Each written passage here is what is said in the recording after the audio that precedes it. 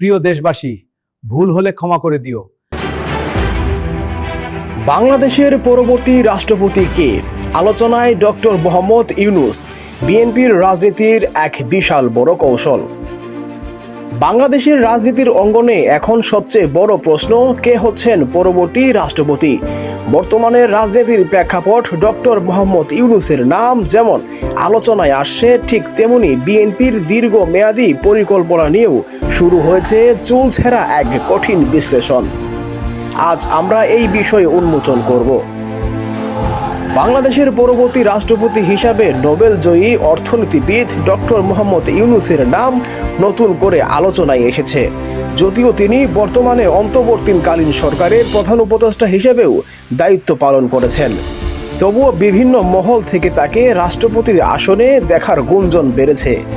রাজনীতির বিশেষজ্ঞদের মতে আন্তর্জাতিক মহলে গ্রহণযোগ্যতা এবং দেশের বর্তমান পরিস্থিতির এক স্থিতিশীলতা বজায় রাখতে ডক্টর মোহাম্মদ ইউনূস হচ্ছেন এক শক্তিশালী পছন্দ। অন্যদিকে দেশের অন্যতম প্রধান রাজনৈতিক দল বিএনপির রাষ্ট্রপতি নির্বাচন ও পরবর্তী সরকার গঠন নিয়ে অন্তত সতর্ক অবস্থানে রয়েছে।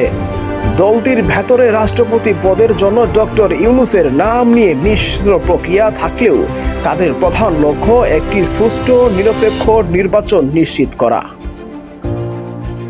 আন্তর্জাতিক অনেক চিন্তাবিদের মতে বিএনপির এই গোপন পরিকল্পনা রাষ্ট্রপতি ক্ষমতার ভারসাম্য রক্ষায় একটি বড় চ্যালেঞ্জ দেখা দিচ্ছে। ট্রান্সপারেন্সি ইন্টারন্যাশনাল বাংলাদেশ টিআইবি সহ বিভিন্ন নাগরিক সংগঠন মনে করছে, যেই রাষ্ট্রপতি হন না কেন তাকে অবশ্যই নিরপেক্ষ এবং বিতর্ক মুক্ত হতে হবে। বর্তমানে শাসন ব্যবস্থার স্বচ্ছতা এবং জবাবদিহিতার নিশ্চিত করেই তাকে নতুন রাষ্ট্রপতির কাজ পরিচালনা করতে হবে। রাষ্ট্রপতি নির্বাচন নিয়ে জটিল সমীকরণ কোনো দিকে মোড় নয়। ডক্টর ইউনূস শেষ পর্যন্ত রাষ্ট্রপতির দায়িত্ব নেবেন নাকি বিএনপির কৌশলে অবস্থানে আসবে নতুন কোনো মুখ, তা সময়ের অপেক্ষায় দেখতে হলে থাকতে হবে আমাদের সাথে।